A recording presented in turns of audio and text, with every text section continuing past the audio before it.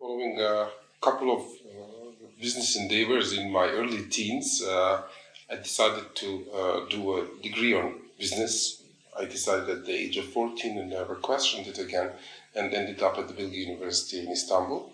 After realizing I wasn't really so fond of the setting, and also kind of growing a relationship with different arts circles in Kosovo, and also sort of being part of the Tokefest Academy as a volunteer, as a staff member of the festival, and growing up with it over the years in Kosovo, I had this sort of flirtation with the field, and it was a time when things were booming in Istanbul. It was the peak, 2009 and 10. And it started to turn into a couple of engagements in an arts festival in Pristina, in doing a small exhibition of a young artist from Pristina again in Istanbul, and then a larger event in 2012, end of 2012, that was spread around a few museums and different spaces in Istanbul, which was also my first professional encounter with the scene in Kosovo. After a couple of years of engagements with Dokefest, I played a minor role in the 2014 campaign for saving Lumbardhi Cinema from privatization. At the same time, I was already doing a master's degree on cultural policy and cultural management at the same university. So, in a way, following the process of saving the cinema, I was invited to take it to the next step. 7 years before that, the cinema was saved again, but there was not one or two or three enthusiasts that could be given for sort of the responsibility, and it was a choice of convenience and urgency at the time. So I came back to Prizren straight after my studies and took my first real office job. Actually, the first time I went to an office for a month in a row was, when I was,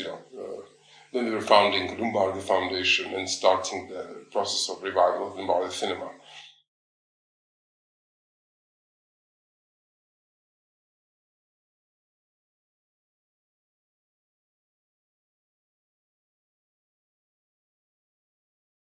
There are excitingly many, I think many changes that took place. In 2015, when I came back, there was a kind of new government that was formed around a year before that, or maybe actually days before my moving back to Kosovo. And the first action of government in January 2015 was to radically reduce the support to independent cultural organizations, most of whom at the time were organized under a network of cultural organizations in the national level. That was new and not well grounded. It was supported by a certain project that was coming to an end when there were a certain number of internal issues, and that moment provided one more platform for a divide or losing sort of unity in the scene, and created also an atmosphere where there was a lack of trust and room for taking it onwards. I was even a year within that elected as Secretary General of the platform, but I mean it wasn't really meant to continue in the form we knew it. So that was one situation. Of course, we were very much delved into our own situation of trying to sort out Lumbardhi and not really also managing to fully connect with everyone, but rather on organization by organization, getting support or collaborating for a certain part of it. And many organizations of the independence in one way or another did contribute or were part of the process. What happened positively in the last 3-4 years is an emergence of initiatives around spaces. I mean, other than Lumbardhi, we've got the guys of Anibal Impea from the Animation Film Festival, who took over the cinema built around 60s, Supervala cinema, under their management, and are doing some programming and gradually sorting out their the mission of the space and the institution. In Pristina in 2016, following a kind of a summer project in intervention on abandoned space, the community that gathered around it managed to sustain and develop it into an active community around the name of Thermokis. Later on, in 2018, cinema from 70s that belonged to the military and that was luckily preserved by the United Nations and the European Union, who used it as a conference room for 18 years, was already warm and to be used and given to the directorship of one guy from the scene, basically a friend of ours, gradually evolving into another non-profit foundation that's running it, going by the name of Kino Armata, Fondazione Armata. Other organizations, Stazione has been working with the boxing club, also another site in Pristina. Then there were other existing spaces like Teatri Oda, or a later initiative called Fondazione Statenlet of a collective of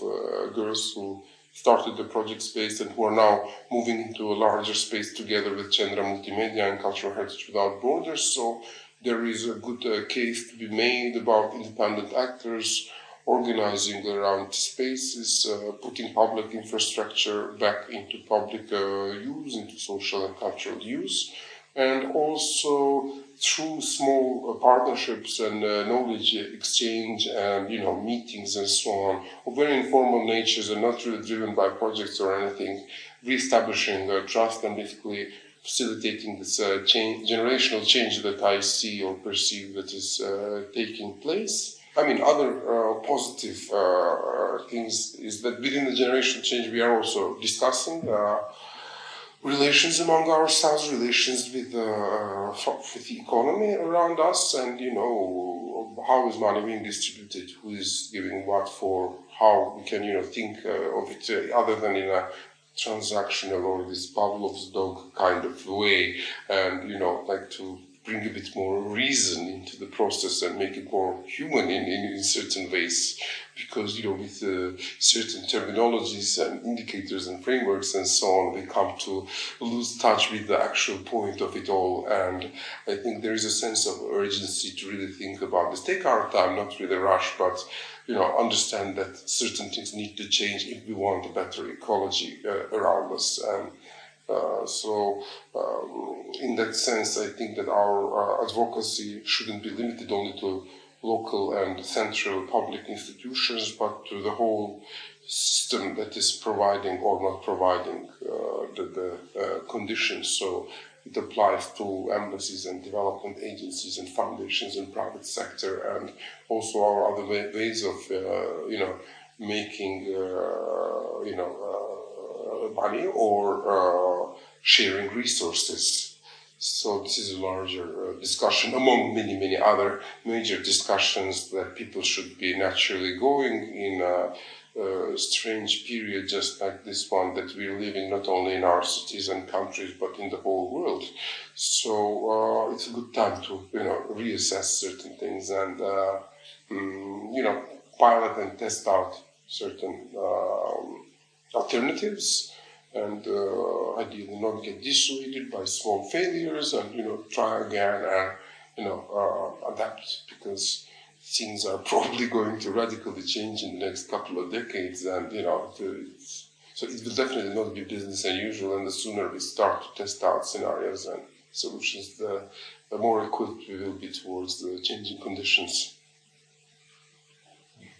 Is the climate bothering you? No, I think it's pleasant and somehow interesting.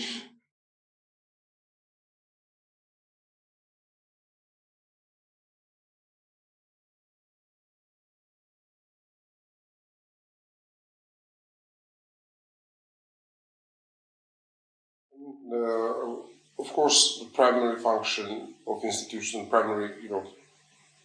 thing in a way should be the program, because that's what the institution is for, or the cultural institution is for. But of course, this program is not the only way that our interaction with the local takes place. And the second important thing is that we aren't a local institution. We are locally rooted and embedded, but we have a local, regional, and international sort of presence and scale, and of course our perspective is local, and of course it is very important to the history of the organization. But Lumbardhi as an entity is initially a top-down thing. It was brought by the state with a particular function in 1952 with a particular mission, and that changed over half a century of a lifetime, as it, in one hand, developed 3 generations of citizens and a whole new way of interacting with each other, or seeing the world, or building a new urban culture, and gradually diminished in the 90s and stopped functioning, just 3 days before the bombings began. And in the 21st century, it was known for international film festival, and for 2 major civic initiatives, the second of which caused the stopping of the very first privatization process and making it a heritage site for the first time, nominated successfully by the citizens. So there are these 2 legacies, and there are more than 2, because the first is many different legacies within that. If you see how people interact, what the building was, what it meant, what sort of films it showed, what was in the reels before the films, and so on. So there are these things, and we try to look back into these legacies as we were tailoring our interaction, and also reaching out to, let's say, former workers, or to people from our older generations related to the cinema, or to the history of Prizren in the second half of the 20th century. So before youth, yes, it was youth that we were addressing through our initial programs in 2015. We wanted dynamism, we wanted to breathe life into the city. We didn't have that other than during the festivals, during the summers, so there was a sense of urgency, but then there was also this part of memory, of belonging, of understanding, and getting to know this place that was much more linked to a generation, a couple of generations before us. And it was a starting point of a more intergenerational function of the space, which was moved forward also with our policy of opening up the space to third parties. So over 100 other users used Lumbardhi in the 4 or 5 years since we reopened it, because we realized in a place where you don't have a museum, you don't have a performing arts center, you don't have an alternative cinema, or any decent university, or any decent anything educational, cultural, or civic institution, so to say, you will be expected to do everything and to respond to every need, but that's neither possible nor reasonable. So our move was, in one hand, to try out different programming until we do our own soul searching and find our identity, see what works in the space, see what works in the local context, see how we can connect with the more global discussions, what are cultural institutions doing, what should their missions be in this time, what they should respond to, what is the function, and also how that function might change over the years. So what is the initial function, and then it's been evolving already within the 5 years. In this time we did a lot of trying, and in that way we did diverse programming ourselves, but also invited programs that we weren't capable to do, or interested, so to say, in programmatic sense, or that came as requests from the outside, or just provided space, or created forums for discussions, had different forms of participation, organized, successful and not successful over the years, but we managed to get a significant amount of community contribution in different forms, and even in monetary forms, even in labor, even in programming, even in a good word, in a contact, or any sort. So we managed to do that, and it is about building and maintaining it, and it's not always easy, and it's not linear, but I think it's still successful because there is a community around it. But of course it is also an institution that has its governance, its decision making within it, but that is trying to build a different kind of culture of how things are run and how decisions are made, or how accountability is given, or what are responses or reasons why things are the certain way, and also mechanisms for kind of addressing them and talking about them and being open. So also we've been playing around with the idea of what is a public institution, what it should be like, what we want a public institution to be like, and not thinking of public as a state, but as public, and then seeing how we could basically do that, not perform, but embed and become that, and that also takes time and that takes thinking, theory and practice at the very same time, and of course it takes resources.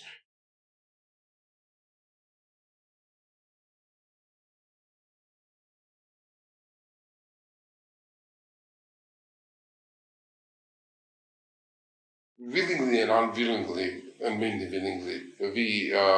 managed to maintain integrity and not to go about,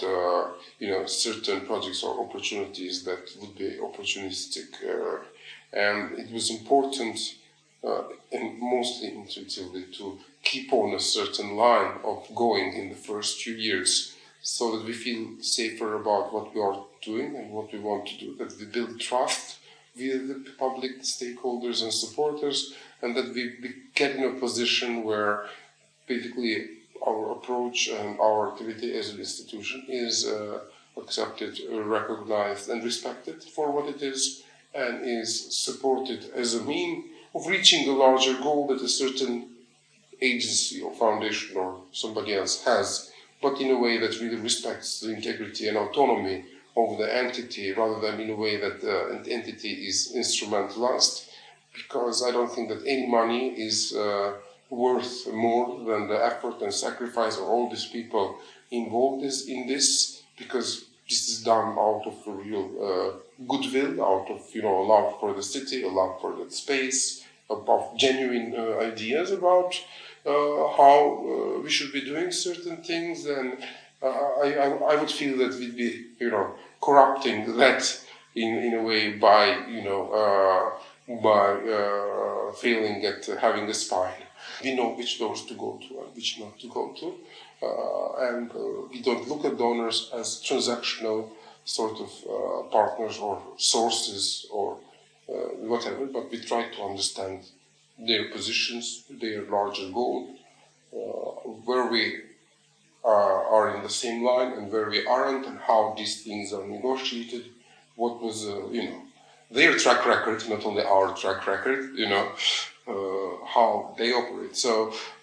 doing this cross-check basically before we go there, and then articulating the language and being really frank about it. There is no need to fool around. We're all intelligent people who can understand each other, and don't need to pull certain sentences or anything. And I think that's important. The genuinity is important, especially in times when there is lack of trust all over the place. And I think that's one of the keys to certain successes that we had, and certain others that we will have as a larger community. Because also the idea is that as you learn or you try out new ways, as you're going through this in an environment that is not necessarily tailored to such a process, you come to accumulate knowledge, resources, and skills, which then it totally makes sense to redistribute for better ecology, not only because it's good for others, but it's also good for us in a way to improve the environment, and not to fall into situations where organizations see each other as competitors or as enemies at times, as it always happens in scenes all over the world, which is normal because we do have our differences. But it's important to understand that there are certain things where we are on the same page, and certain others where we have differences, and find a way to switch from antagonism to agonism, ideally, and accept the possibility of paradoxality or possibility of things that might seem contradictory at first, but that can be accommodated in a situation because of a grander idea, and because of a need of not being stuck, sort of provincial fallbacks. So I think we have to learn from our mistakes as a scene, and from the past and what we've done. So it calls for a little bit of reflection, of understanding of the current situation, and of having a clearer idea about where we want to go in the near and further future, and employing the best attitude toward this and really calming down. We don't have to really crazily rush. There is a sense of rush and panic, but things are not going to change overnight. So it calls for a change of attitude. It calls for a change of the way things work, unlearning and then learning. So that takes months and years. And the world needs more than a kind of impulsive few-month reaction by bits and pieces of groups. So we should get into a marathon mood rather than a sprint mood, and also start from ourselves as individuals, so that the practice, what you preach, thing doesn't only apply to institutions, but also to individuals, as we think that institutions, especially in the smaller scales like ours, are basically unions of individuals of a common goal that cannot reach that goal by themselves, but need to come together to, go about it. So that would be my answer. Yeah.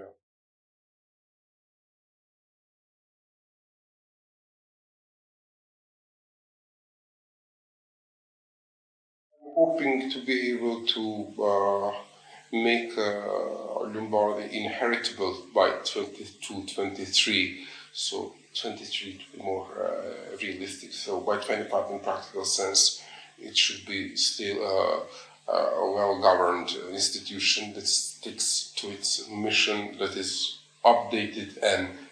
timely, and that has managed to create an exemplary organizational culture and attitude, that has managed to come together with other peers and still is together with other peers in creating a better ecology and facilitating the right process. We are focused in facilitation now because the needs are multiple and our capacities aren't, so we try to bring together different sets of knowledge, skills, and backgrounds to reach to these goals. And I hope that some of these facilitations will produce other entities, collectives, groups, so that we have to do less of some of the things that we're doing now and get into the depth of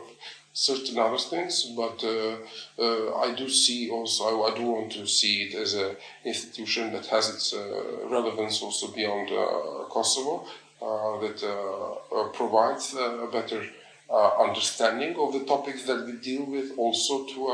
a regional and more international public, that has found its own niche, as they say in the capitalist world, or kind of reason that makes sense, and not by replicating a Berlin institution per se, but finding its own unique attitude within its particular context. And I hope that these all happen in a world that is going towards a better direction, towards a better one that is being inherited today.